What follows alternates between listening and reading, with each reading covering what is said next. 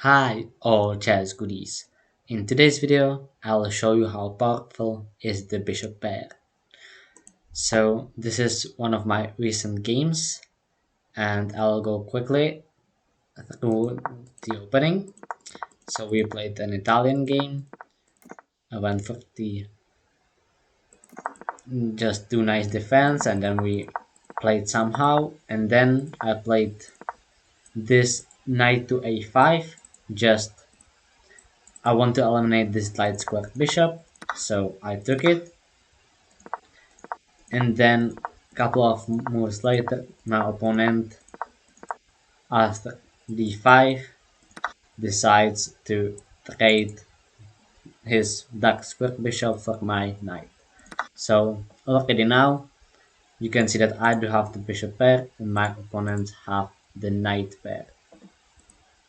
So you can see the eval bar, it is in the middle, but it gives slight advantage for me due to the bishop pair. Then my opponent just double ups, doubles up. I don't know. then I traded one per rook. Then my opponent trades the second one, and then my opponent offered a queen trade. And the best move is to just take the queen and go into endgame, where this is move 22, and we are at the beginning of the two bishops versus two knights endgame. And here I just went bishop to d8 because I want to shift the bishop here and gain potentially some more control. I don't want to play bishop to e7 because of knight to f5. This move is gonna come.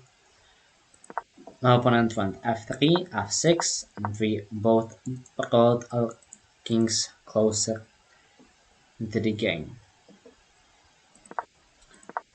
And then I started to advance on the queen side because the thing is here that bishops love open space. So I want to push pawns and trade at least some pawns if possible, because if the position opens up, then my bishop will become more powerful. With every pawn trade, it will only be good for me. And my opponent went knight to f5. You see that while I can while I could take the knight, that wouldn't be the best move. You can see it is now slightly better for white because after he takes, I would be left with a bad bishop against a good knight. The knight would have nice square on the e4 where I couldn't just kick it away. And you can see all of the king side pawns are on the light square, so I would not be able to attack them with my bishop. But this knight is paralyzing my king at the moment, but it's fine. I just want bishop to c7 as I said, and then my opponent solidifies the knight on the f5 where the knight stands really strongly. And then a5, just marching the queen side pawns forward and hoping to trade at least a pair of them. Then a4, and my opponent declined the trade with b4. Just he wants to keep the position as close as possible because that favors him as he has the knights. But then just bishop to b6, claiming this nice diagonal. Knight to e3, blocking the diagonal, and you never wanna trade. If I would trade now, it is possible, and it would maybe be even slightly better for me in this position with the light square bishop. Still, you do want to keep your bishop pair.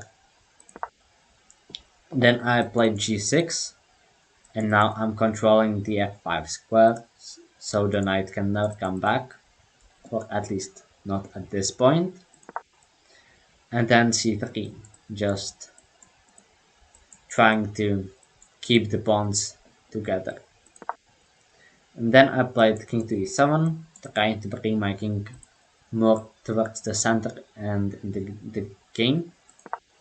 Knight to g8, h5, trying to dislodge this pawn to maybe win a pawn on h3.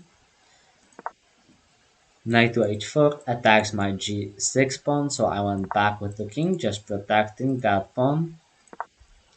And knight to f1. Then I played check. That was an opportunity to push him back. Now he has to play king to e1. That's the only move. And in this position, the best move is to take indeed. And that is because after these trades and bishop to e3, there is a possibility of winning this pawn on a3 and maybe the game with this past a pawn. But okay, it was a blitz game, so I missed this. And went for c5, just trading a pair of pawns. As I said, that I just enjoy trading pawns, having the bishop there. My opponent attacks the bishop, so I've just moved it back because I don't want him to eliminate one of my bishops.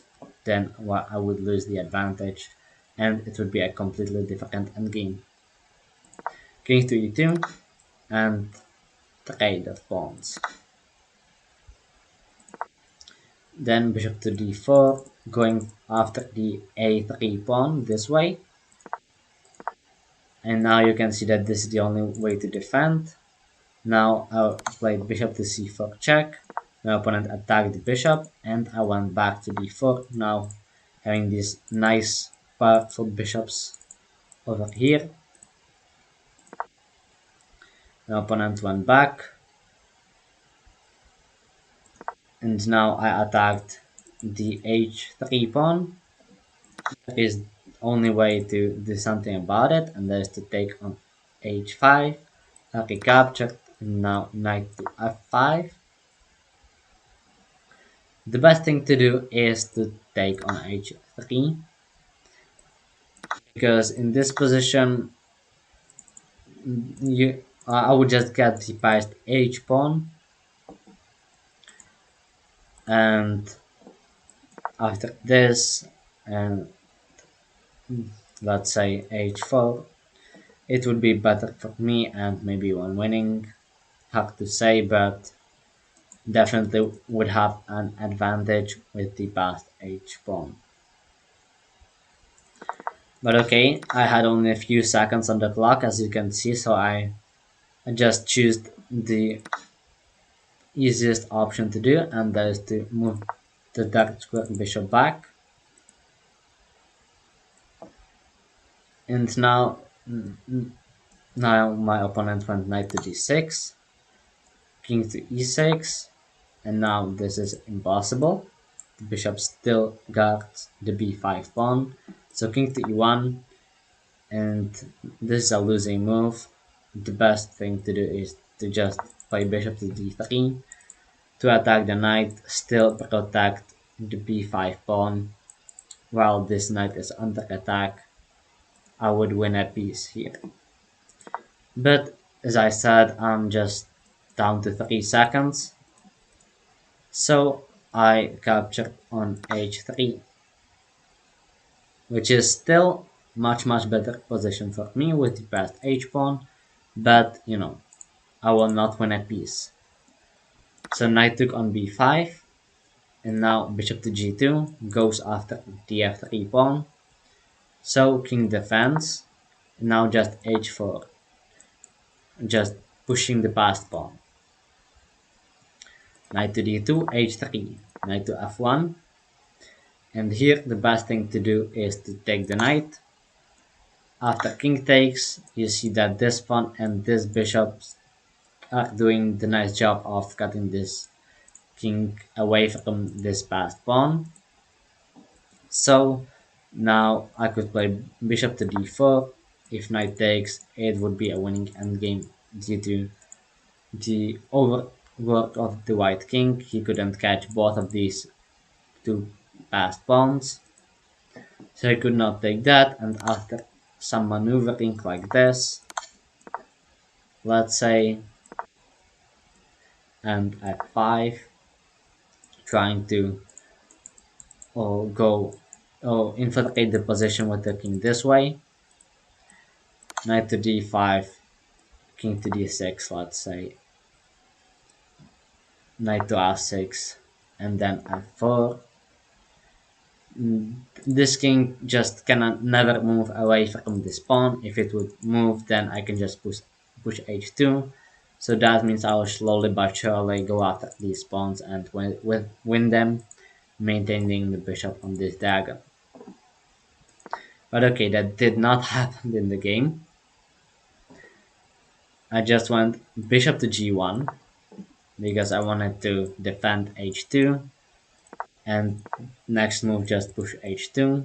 So my opponent is forced to sacrifice a piece this way, but he wins on my a4 pawn, and now he has two connected passed pawns in, in a return. So I went back and now we played some moves. My opponent attacks the bishop, so bishop to h3, and now f4. I just defended this pawn. My opponent raids. I took on b4, a6, king to b5, and knight to f3. Here, if I would pause for a while, would find just the easiest way to win. You can find it now if you want, but the move is bishop to g4 because it simply pins the knight to the king. So after whatever, after well, he cannot even step to f2 or e3. So I would even win the knight for 3 this way, for example. But I missed that, and I went bishop to a7. So knight takes e5 happened, and here, according to table base, there are 3 winning moves for black. One of them is king to c5, other move is bishop to c8, and the last one is bishop to g2. Any other move I make is a table-based draw. And I took on a6. It just looks the most natural move.